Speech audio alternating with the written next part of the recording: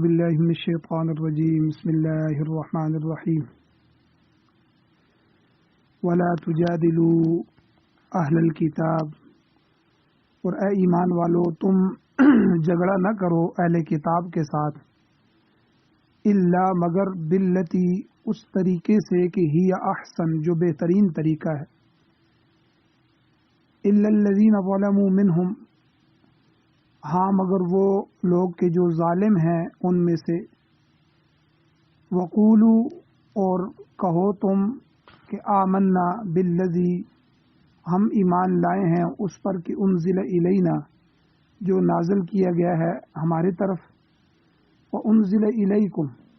اور جو نازل کی گئی ہے تمہاری طرف، جو کتاب ہماری طرف اتاری گئی ہے اور جو کتاب تمہاری طرف اتاری گئی ہے ہم تو ان دونوں پر ایمان لاتے ہیں، وَإِلَٰهُنَا وَإِلَٰهُكُمْ وَاحِدٌ اور ہمارا معبود اور تمہارا معبود ایک ہی ہے، وَنَحْنُ لَهُ مُسْلِمُونَ اور ہم اسی کی فرمانبرداری کرنے والے، وَكَذَلِكَ أَنزَلْنَا اور اسی طرح ہم نے نازل کی إِلَيْكَ الْكِتاب آپ کی طرف کتاب کو، فالذین آتیناہم الکتاب پس وہ لوگ کہ جن کو ہم نے کتاب دی، یؤمنون بہ وہ اس کتاب پر ایمان رکھتے ہیں، ومن ہؤلاء من یؤمن بہ اور ان مشرکین میں سے بھی بعض اس پر ایمان رکھتے ہیں، وما یجحد بآیاتنا اور نہیں انکار کرتا ہماری آیات کا الا الکافرون مگر کافر لوگ، وما کنت تتلو اور نہیں آپ تلاوت کرتے تھے پڑھتے تھے، من قبل ہی اس سے پہلے، من کتاب کوئی کتاب، ولا تخطہ اور نہ ہی آپ لکھتے تھے اس کو، بیمینک اپنے دائیں ہاتھ کے ساتھ، اذا لارتاب المبطلون اگر ایسا ہوتا کہ آپ پہلے سے پڑھے لکھے ہوتے، آپ کتاب لکھتے ہوتے، آپ پڑھتے ہوتے، تو لارتاب المبطلون البتہ شک کرتے باطل پرست لوگ، بل هو آیات بینات بلکہ وہ واضح آیات ہیں، صاف ستھری آیتیں ہیں،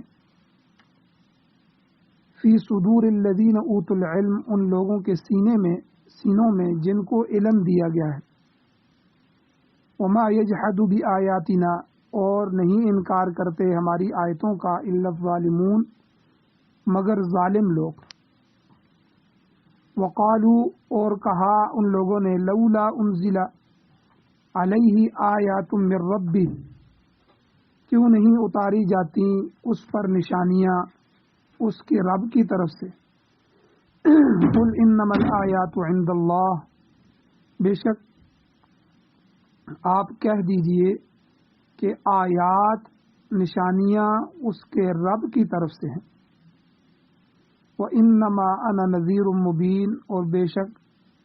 میں تو کھول کر ڈر سنانے والا ہوں، میں تو واضح نذیر ہوں، ڈرانے والا ہوں، اولم یکفہم کیا ان کے لیے یہ کافی نہیں ہے کہ انا انزلنا علیک الکتاب کہ بے شک ہم نے آپ پر کتاب نازل کی ہے، یتلا علیہم جو ان پر کتاب برابر پڑھ کر ان کو سنائی جاتی ہے، جو تلاوت کی جاتی ہے ان پر، ان فی ذلک لرحمۃ وذکریٰ لقوم یؤمنون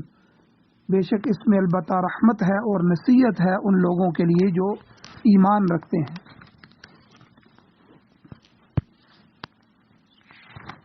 سورۃ العنکبوت جو کہ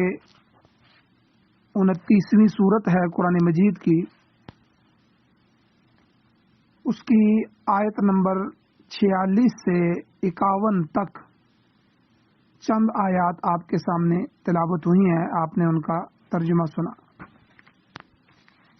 سب سے پہلے ربط آیات ہے کہ ان آیات کا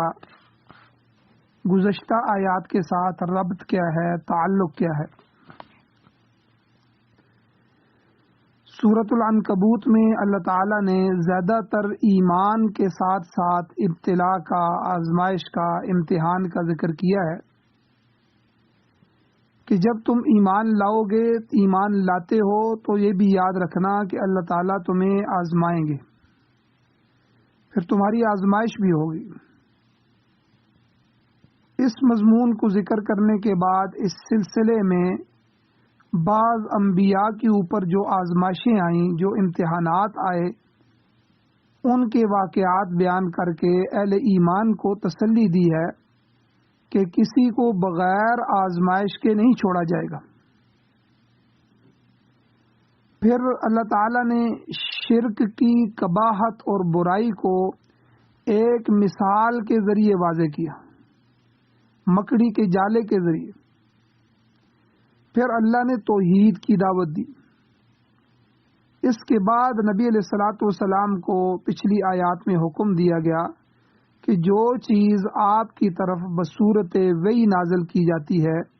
اس کو پڑھیں، اتل ما اوحی الیک من الکتاب، اور واقیم الصلاۃ، نماز قائم رکھیں۔ ان الصلاۃ تنہی عن الفحشاء والمنکر، کہ یہ جو نماز ہے یہ بے شک بے حیائی اور برائی سے روکنے والی چیز ہے۔ نیز یہ کہ اللہ تعالیٰ کا ذکر بہت بڑی چیز ہے اور اللہ تعالیٰ تمہاری تمام کارگزاریوں سے واقف ہے۔ اہل کتاب جو تھے، یہود و نصارہ اور مشرک لوگ، یہ تین طبقے، عیسائی، یہودی، مشرکین مکہ، تو یہ لوگ اسلام پر بھی اور پیغمبر اسلام صلی اللہ علیہ وسلم پر بھی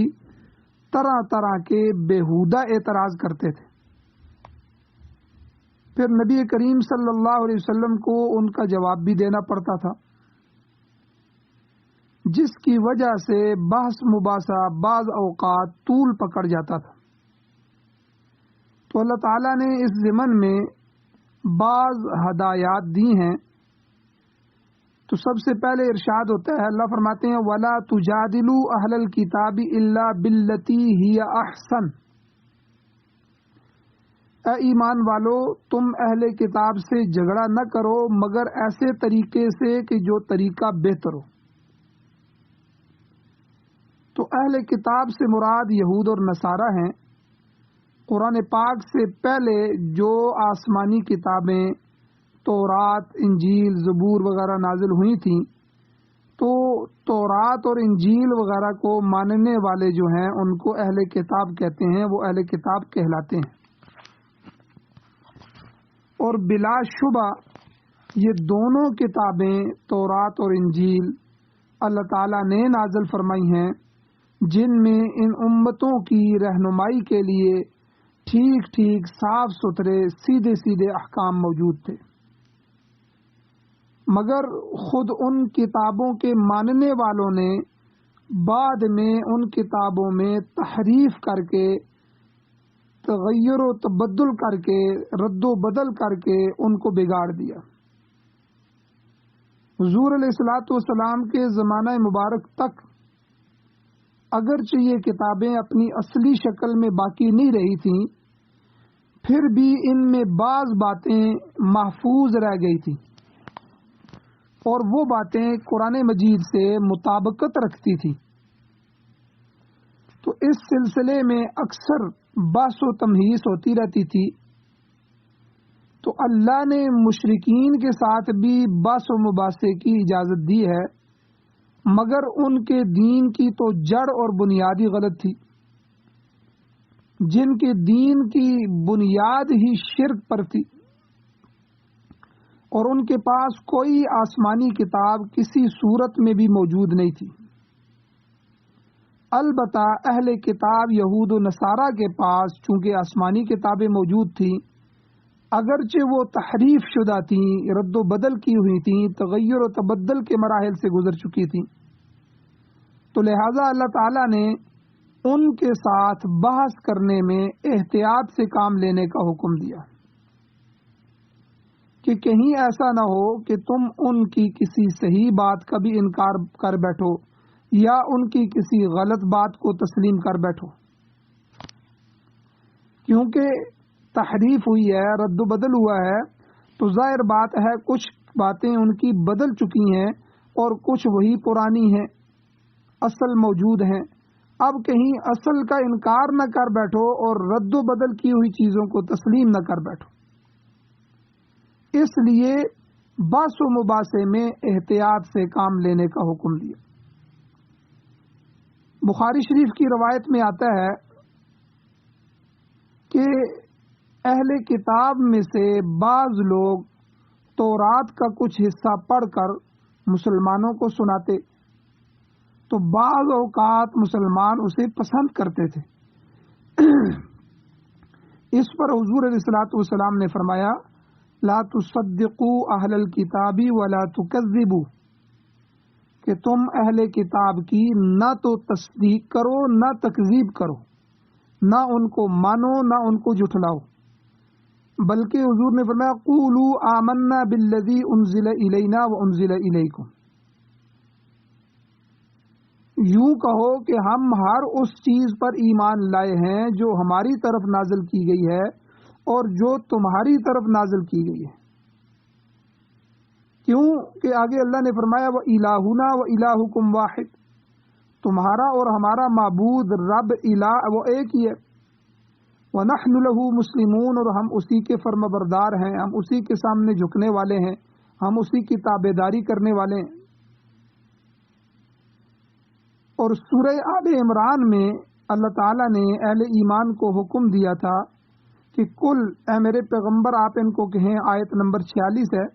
کہ یا اہل الکتابی، اے اہل کتاب،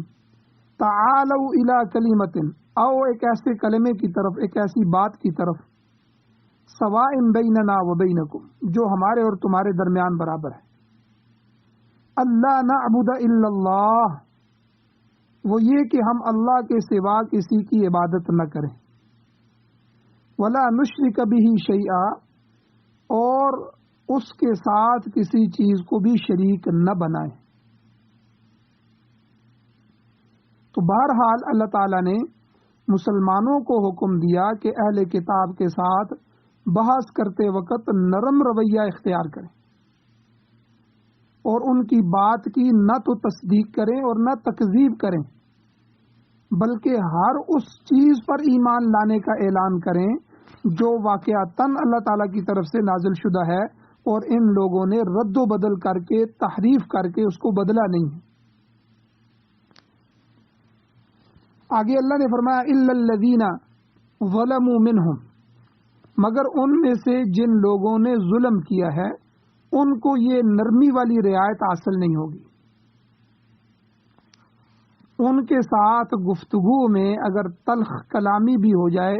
تو اس میں کوئی حرج والی بات نہیں ہے۔ یہاں پر یہ سوال پیدا ہوتا ہے کہ ان ظالموں سے کون لوگ مراد ہیں؟ ظالم تو سارے کے سارے اہل کتاب تھے، کیونکہ وہ شرک کے مرتکب ہوتے تھے۔ عیسائیوں نے عیسیٰ علیہ السلام کو اللہ تعالیٰ کا بیٹا بنا دیا تھا اور ان کی پوجا کر رہے تھے اور صلیب کے سامنے جھکتے تھے، تو اس لیے وہ بھی مشرک ہو گئے، اور یہودیوں نے حضرت عزیر علیہ السلام کو اللہ کا بیٹا بنا دیا تو وہ بھی شرک کے اندر مبتلا ہو گئے، شرک کے مرتکب ہو گئے۔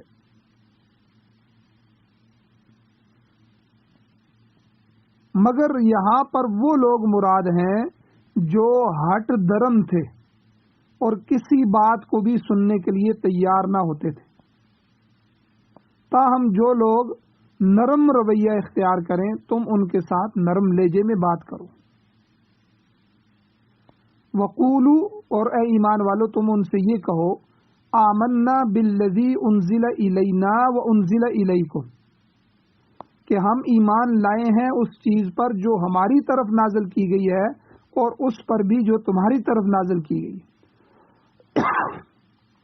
ظاہر ہے کہ ہماری طرف تو اللہ تعالیٰ نے اپنا قرآن نازل فرمایا ہے اور اپنے نبی کو خاص شریعت، احکام، مسائل اور دین عطا کیا ہے، لہذا ہمارا اس پر ایمان ہے، اور تمہاری طرف بھی اللہ تعالیٰ نے تورات اور انجیل نازل فرمائی تھیں جو کہ بالکل برحق ہے، اور اس میں بھی اللہ تعالیٰ نے تمہارے لیے توحید، آخرت، قیامت، ان چیزوں کو ذکر فرمایا تھا، وہ بھی برحق تھیں اور وہ بھی قرآن مجید کے مطابق ہیں، اس لیے ہم ان پر ایمان لاتے ہیں۔ اور اس کے علاوہ ہمارے لیے اب بھی یہی حکم ہے کہ ہم تمام کتب سماویہ جو آسمانی کتابیں صحیفے اللہ نے نازل فرمائے تھے پیغمبروں پر، ہم ان پر ایمان لائیں۔ سورۃ الشورى میں بھی اللہ تعالیٰ نے یہی حکم دیا ہے، آیت نمبر 15 سورۃ الشورى کی، کہ وَقُلْ آمَنْتُ بِمَا أَنزَلَ اللَّهُ مِنْ کتاب۔ اے پیغمبر آپ صاف صاف کہہ دیں کہ اللہ نے جو کتاب اتاری ہے میرا اس پر ایمان ہے کہ وہ برحق ہے۔ اگر ان لوگوں نے بعد میں کوئی تبدیلیاں کر لی ہیں تو اس کے ذمہ دار وہ خود ہیں، ہم تو تمام اصل آسمانی کتابوں اور صحیفوں پر ایمان رکھتے ہیں۔ اور فرمایا آپ اہل کتاب سے بھی، یہود و نصارہ سے بھی یہ فرما دیں کہ وہ الہنا و الہکم واحد ونحن له مسلمون، کہ ہمارا معبود اور تمہارا معبود بھی ایک ہی ہے۔ یہ تمہارے ساتھ ایک گو نہ گو اشتراک بھی ہے کہ ہمارا سب کا معبود ایک ہی اللہ جل جلالہ ہے۔ تو اہل کتاب کے ساتھ تو یہ قدر مشترک ہے، مگر مشرکین کے معبود بھی جدا جدا ہیں، لہذا مشرکین کے ساتھ یہ بات نہیں ہو سکتی، اس لیے مشرکین کو اللہ نے یہاں شامل نہیں کیا بلکہ اہل کتاب کو کہا کہ وہ الہنا و الہکم واحد۔ اور مشرکین کے متعلق تو یہی حکم ہے، لا اعبد ما تعبدون قل یا ایھا الکافرون لا اعبد ما تعبدون، میں ان باطل معبودوں کی پوجا نہیں کر سکتا جن کی تم پوجا کرتے ہو۔ اور اسی سورہ کافرون کے آخر میں فرمایا لکم دینکم ولی دین، کہ تمہارے لیے تمہارا دین ہے اور میرے لیے میرا دین ہے، یعنی ہمارا اور تمہارا تو دین ہی جدا جدا ہے۔ مشرکوں کے ساتھ تو نقطہ اتحاد موجود ہی نہیں ہے جس پر سب کی نگاہ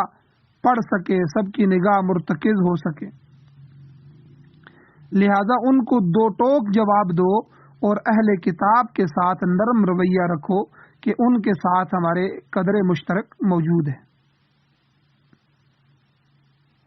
ارشاد ہوتا ہے وَكَذَلِكَ أَنزَلْنَا إِلَيْكَ الْكِتَابَ، اسی طرح ہم نے اتاری ہے آپ کی طرف کتاب، یعنی جس طرح اہل کتاب کی طرف تورات اور انجیل نازل کی گئی ہے، اسی طرح آپ کی طرف بھی قرآن پاک جیسی عظیم کتاب نازل کی گئی۔ فَالَّذِينَ آتَيْنَاهُمُ الْكِتَابَ يُؤْمِنُونَ بِهِ، پس وہ لوگ جن کو ہم نے کتاب دی ہے وہ بھی اس پر ایمان رکھتے ہیں۔ اہل کتاب سارے کے سارے تو قرآن پاک پر ایمان نہیں رکھتے تھے، بلکہ ایک قلیل تعداد، تھوڑی سی تعداد ایمان لائی۔ سورہ آل عمران میں وضاحت موجود ہے، آیت نمبر 110 ہے کہ وَلَوْ آمَنَ أَهْلُ الْكِتَابِ لَكَانَ خَيْرًا لَهُمْ مِنْهُمُ الْمُؤْمِنُونَ وَأَكْثَرُهُمُ الْفَاسِقُونَ۔ اللہ فرماتے ہیں اگر وہ سارے ایمان لے آتے تو یہ ان کے لیے بہتر تھا، مگر حقیقت کیا ہے؟ منہم المؤمنون، کہ ان میں سے تھوڑے ایمان لاتے ہیں، وَأَكْثَرُهُمُ الْفَاسِقُونَ، جبکہ ان میں سے اکثر نافرمان ہیں، فاسق۔ چنانچہ حضور علیہ الصلوۃ والسلام کے زمانہ مبارک سے لے کر آج تک اہل کتاب کی اکثریت نافرمانی رہی ہے، اور دراصل یہ مشرکوں سے بھی زیادہ سخت ہوتے ہیں۔ البتہ ہر زمانے میں ان میں سے کچھ لوگ ضرور منصف مزاج پیدا ہوئے جنہوں نے حقیقت کو تسلیم کیا ہے۔ حضور علیہ الصلوۃ والسلام کے زمانے میں مدینہ طیبہ کے اطراف میں 10 بڑے بڑے یہودی عالم تھے۔ حضور صلی اللہ علیہ وسلم نے ان کے بارے میں فرمایا تھا کہ اگر یہ سارے کے سارے 10 کے 10 ایمان لے آئیں تو روئے زمین پر کوئی یہودی ایمان قبول کیے بغیر نہ رہے۔ کیونکہ دنیا کی نظریں ان پر لگی ہوئی تھیں کہ جس آدمی نے مدینہ میں جو ہے یعنی حضور کے بارے میں کہتے تھے کہ جس آدمی نے نبوت کا دعویٰ کیا ہے وہاں اہل کتاب موجود ہیں، وہاں یہود موجود ہیں، وہ ان کے بارے میں کیا فیصلہ کرتے ہیں، دنیا منتظر تھی۔ اور سارے یہودی اپنے انہی کبار علماء کے پاس آتے تھے، اس لیے حضور علیہ السلام نے فرمایا کہ اگر یہ سارے کے سارے ایمان لے آئیں تو اس روئے زمین پر کوئی یہودی ایمان قبول کیے بغیر نہ رہے، ہر ایک ایمان لے آئے، مگر ان 10 علماء میں سے صرف ایک جو تھے حضرت عبداللہ بن سلام رضی اللہ تعالیٰ عنہ ایمان کی دولت سے مشرف ہوئے، جبکہ باقی 9 جو تھے وہ اپنی ضد اور عناد پر ہی اڑے رہے۔ اور بعد کے جو دور آئے ہیں ان ادوار میں بھی بعض لوگ ایمان قبول کرتے رہے ہیں۔ ملکہ وکٹوریہ کے زمانے میں عبداللہ کویلم یہ بہت بڑا بیرسٹر تھا جس نے ایمان قبول کیا، اور اس کا تعلق شاہی خاندان سے تھا، اور اس کے اسلام لانے سے انگریز بڑے غصے میں آئے، بڑے سیخ پا ہوئے، مگر وہ مرد مومن جو ہے بما اپنے 40 ساتھیوں کے ایمان پر ڈٹا رہا۔ اسی طرح جنگ عظیم کے دوران مارما ڈپوک پختال یہ ایک تھا، اس کو انگریز نے جاسوسی کے لیے ترکی بھیجا۔ وہ 7 سال تک شیخ الاسلام کی مجلس میں بیٹھا رہا۔ انگریز جاسوس مسلمان بن کے، مسلمان کی شکل اختیار کر کے وہاں جو بڑا شیخ الاسلام تھے ان کی مجلس میں بیٹھا رہا، تو اللہ نے اس کا دل پلٹ دیا اور مسلمان ہو گیا۔ اس نے انگریزی زبان میں قرآن پاک کا بڑا مستند ترجمہ کیا۔ اور اسی طرح فرانس کے ایک بڑے فلسفی تھے، اس نے بھی ایمان قبول کیا۔ جرمنی کا ایک لیوپولڈ یہودی تھا، کہیں بدوؤں کے ساتھ، دیہاتیوں کے ساتھ سفر میں جا رہا تھا، راستے میں کھانے کا وقت ہوا تو بدو نے کھانا لیا تو بسم اللہ کہہ کر دسترخوان پر کھانا چنا اور اپنے ہم سفر کو بھی دعوت دی۔ بسم اللہ الرحمن الرحیم پڑھ کر اس نے کھانا شروع کیا، اور کھانے کے بعد اس نے الحمدللہ کہا، تو اس شخص پر جو یہ دیکھ رہا تھا اور یہودی تھا، اس پر بڑا اثر ہوا کہ دیکھو مسلمان کتنے بہترین طریقے سے کھانا کھاتے ہیں، تو وہ مسلمان ہو گیا۔ بڑا عالم فاضل آدمی تھا، محمد اسد نام رکھا گیا اس کا۔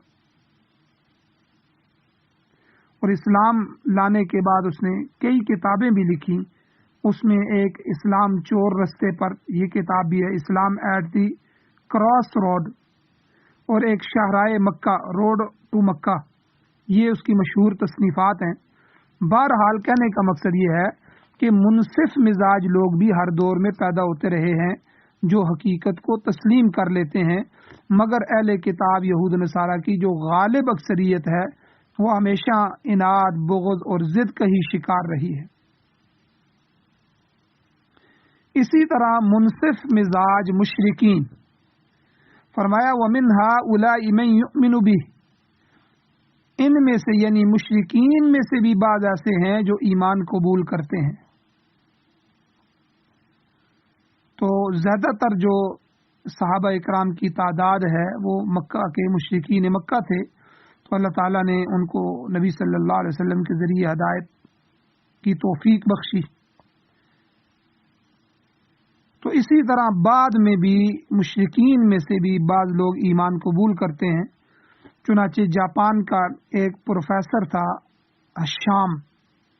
تو اس کا ہاتھ قرآن پاک کا ایک نسخہ اس کے ہاتھ آ گیا۔ اس نے کہا کہ چلو اس کا مطالعہ کر لیتے ہیں کہ یہ کتاب کیسی ہے۔ اس نے گہرائی کے ساتھ اس کا مطالعہ کیا تو اللہ نے اس کی کایا پلٹ دی اور وہ مسلمان ہو گئے۔ 2 سال تک مصر میں رہ کر اس نے عربی سیکھی اور اسلامی لٹریچر کا مزید مطالعہ کیا۔ وہ خود کہا کرتا تھا کہ میں مسلمانوں کو دیکھ کر مسلمان نہیں ہوا، بلکہ خوش قسمتی سے مجھے قرآن پاک میسر آ گیا، اس کو پڑھ کر میں نے اس نتیجے پر پہنچا کہ قرآن سچا ہے، قرآن سچی کتاب ہے، اور اس کا لایا ہوا دین اسلام سچا ہے، باقی سارے ادیان غلط ہیں۔ جاپانی اکثر مشرک ہیں یا بدھ مت ہیں، مگر اللہ نے اس شخص کو ایمان کی دولت سے نوازا۔ اور ہندوؤں اور سابیوں میں سے بھی بعض اوقات منصف مزاج لوگ نکل آتے ہیں جو اسلام کی دعوت کو قبول کر لیتے ہیں۔ ہمارے جو تصوف والے حضرات گزرے ہیں، معین الدین چشتی رحمۃ اللہ علیہ، بڑے بڑے حضرات، 90 ہزار اور لاکھوں لاکھوں ہندو جو ہے ان کے ہاتھوں پر مسلمان ہوئے۔ تو نزول قرآن کے زمانے میں مشرکین عرب میں سے بھی بعض لوگوں کے متعلق اللہ نے فرمایا کہ وہ ایمان لے آتے ہیں۔ اب کون ایمان نہیں لاتے؟ اللہ نے فرمایا وما یجحد بآیاتنا الا الکافرون، کہ نہیں انکار کرتے ہماری آیات کا مگر نافرمان لوگ، کافر لوگ، جو بڑے ضدی ہیں، جو بڑے ہٹ درم ہوتے ہیں، وگرنہ جن میں قبولیت حق کا تھوڑا سا جذبہ موجود ہوتا ہے وہ ایمان قبول کر لیتے ہیں۔ حضور صلی اللہ علیہ وسلم کی صداقت کی دلیل آگے اللہ تعالیٰ نے بیان فرمائی، فرمایا وما كنت تتلو من قبلہ من کتاب، کہ آپ سے اس سے پہلے نہ تو کتاب پڑھتے تھے، کہ آپ اس سے پہلے کتاب پڑھے ہوئے نہیں ہیں، آپ نے کبھی کسی کتاب کو کھول کے نہیں پڑھا، ولا تخطہ بیمینک، اور نہ آپ اسے اپنے دائیں ہاتھ سے لکھتے تھے۔ اگر آپ پہلے سے ہی پڑھے لکھے ہوتے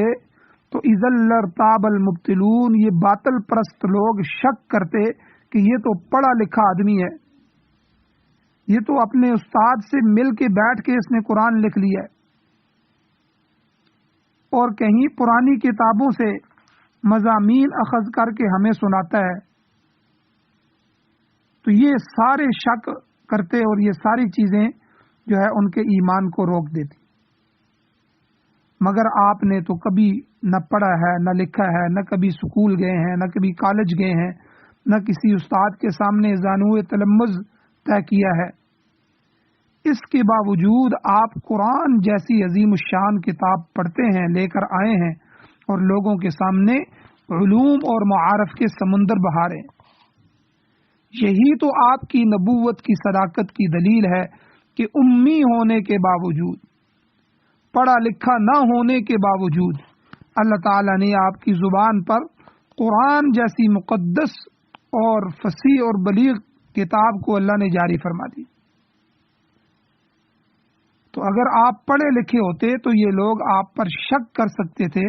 مگر اب تو ان کے پاس شک کی کوئی دلیل بھی نہیں ہے، شک کی کوئی گنجائش بھی باقی نہیں رہی۔ آگے اللہ نے قرآن کی حفاظت کا ذکر فرمایا بل ہوا آیات بینات فی صدور الذین اوتوا العلم، بلکہ یہ تو واضح آیتیں ہیں جو اہل کتاب لوگوں کے، اہل علم لوگوں کے سینوں میں محفوظ ہیں۔ یہ بھی اس کتاب کے برحق ہونے کی دلیل ہے کہ اللہ تعالیٰ نے اس کی حفاظت کا ایسا انتظام کر دیا ہے کہ پوری کی پوری کتاب حافظوں کے، حفاظ کے سینوں میں بند کر دی ہے۔ اور ہمارا اندازہ ہے کہ دنیا میں مسلمانوں کی 1 ارب کی یعنی 1.5 پونے 2 ارب کی آبادی میں تقریباً 1.5 سے پونے 2 کروڑ حافظ موجود ہیں۔ آپ اندازہ لگائیں، ہمارے وفاق المدارس العربیہ پاکستان میں جو ہمارا مدارس کا بورڈ ہے، پچھلے سال جو پاکستان میں حافظ بنے ہیں وہ تقریباً 97,000 بچوں نے حفظ کیا 1 سال میں، اور اس سال جو حافظ امتحان دے رہے ہیں 2024 میں، تو اس سال 1,07,000 کی تعداد ہے۔ تو آپ اندازہ لگائیں کہ اگر صرف پاکستان میں، اور پاکستان میں بھی ایک بورڈ 1,00,000 بچہ قرآن مجید کا حافظ بنا رہا ہے، تو پھر بھی لوگ کہتے ہیں کہ ان علماء نے کیا کیا ہے، انہوں نے قوم کو دیا کیا ہے۔ تو یہ تو وہ لوگ ہیں کہ جو کروڑوں کی تعداد میں دنیا میں موجود حافظ. تو یہ اپنے کتاب کی حفاظت کا انتظام اللہ نے فرما دیا. اور اس کے علاوہ عام مسلمان ہے کہ قرآن کا کچھ نہ کچھ حصہ یاد ہے. کسی کو سورہ یاسین یاد ہے، سورہ رحمان یاد ہے، سورہ ملک یاد ہے، دوسری صورتیں یاد ہیں جو نمازوں میں بھی پڑھتے رہتے ہیں. اس کے برخلاف اگر آپ دنیا میں دیکھیں تو یہود و نصارہ میں، عیسائیوں اور یہودیوں میں سے تورات یا انجیل کا ایک بھی حافظ آپ کو نہیں ملے گا. کیا یہ کتاب الہی کے برحق ہونے کی کھلی دلیل نہیں ہے؟ تو اللہ نے حضور علیہ السلام کے بھی برحق ہونے کی دلیل دی کہ آپ لکھے پڑھے نہیں ہیں، لیکن پڑھا لکھا نہ ہونے کے باوجود ایک ایسی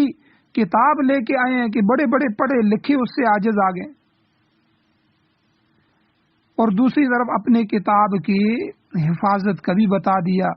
کہ ہم ایسے حفاظت کرتے ہیں فی صدور الذین آمنوا اوتوا العلم، کہ ہم علم والوں کے اور ایمان والوں کے سینوں میں اس کتاب کو محفوظ کر دیتے ہیں. ایک زمانے میں انگریزوں نے اس کتاب پاک کو، اس قرآن مجید کو ختم کرنے کا منصوبہ بنانا چاہا، اور انہوں نے کوشش کی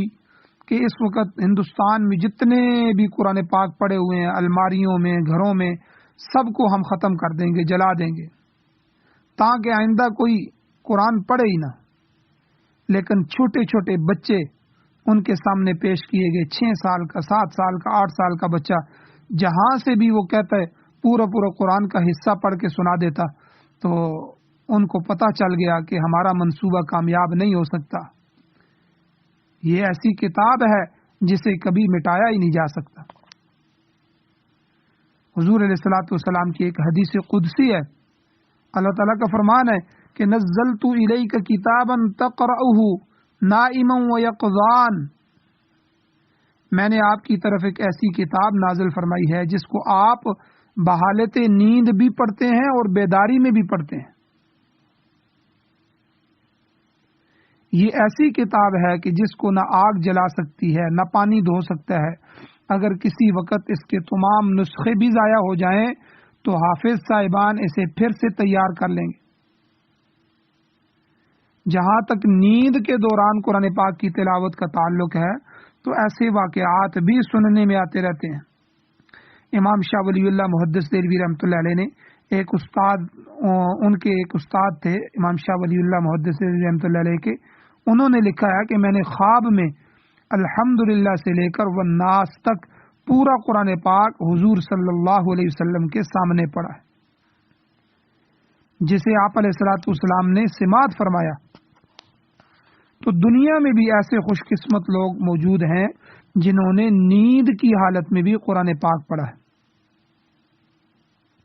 اور حضور صلی اللہ علیہ وسلم کی زیارت بھی نصیب ہو گئی. بہرحال فرمایا کہ یہ واضح آیتیں ہیں جو اہل علم کے سینوں میں محفوظ ہیں. وما یجحد بآیاتنا الا الظالمون، اور نہیں انکار کرتے ہماری آیتوں کا مگر ظالم لوگ، جو حد سے زیادہ ہٹ درم ہیں، ضدی ہیں، وہی اس کا انکار کر سکتے ہیں. اور اتنی واضح نشانیاں جو ہم نے بھیجی ہیں ان کو دیکھ کر بھی ایمان نہیں لاتے. تو گویا کہ اللہ نے اہل کتاب اور مشرکین کے بے انصاف لوگوں کا شکوہ بھی کیا ہے. آگے مشرکین کی ایک اور ہٹ درمی تھی، ایک اور ضد تھی، اس کا بھی اللہ نے ذکر کیا. وقالو، اللہ نے فرمایا وقالو، وہ کہتے ہیں مشرکین کہ لولا انزل علیہ آیات من ربی، کہ اس شخص پر یعنی محمد صلی اللہ علیہ وسلم پر اللہ کی طرف سے نشانیاں کیوں نہیں اتاری جاتی. یعنی مشرکین چاہتے تھے کہ نبی علیہ السلام ہماری مرضی کے مطابق معجزات ظاہر کریں تو پھر ہم ایمان لائیں گے. اللہ تعالیٰ نے اس کا جواب دیا، قل انما الآیات عند اللہ، آپ ان کو کہہ دیں کہ نشانیاں تو ساری اللہ کے پاس ہیں، نشانیاں تو اللہ کی طرف سے ہیں. پیغمبر علیہ السلام کو یہ اختیار نہیں ہے کہ وہ تمہاری خواہش پر جب آپ چاہیں، جب جو بھی چاہیں کوئی بھی معجزہ پیش کر دے. یہ تو پیغمبر کا اختیار نہیں ہے، یہ تو اللہ کے اختیار میں ہے. وہ جب چاہتا ہے اللہ کوئی نشانی ظاہر کر دیتا ہے.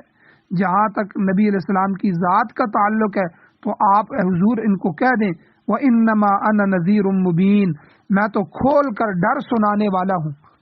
میں تو بشیر اور نذیر بنا کر بھیجا گیا ہوں، میں تو اللہ کا پیغام سناتا ہوں اور برے انجام سے تمہیں ڈراتا ہوں. یعنی میرا کام تو انذار و تبشیر ہے، ڈرانا اور خوشخبریاں دینا ہے، نشانیاں ظاہر کرنا، معجزات لے کے آنا، یہ میرا کام نہیں ہے، نہ ہی تمہاری فرمائشیں پوری کرنا میرے اختیار میں. سورۃ المؤمن میں صراحت کے ساتھ وضاحت کے ساتھ موجود ہے،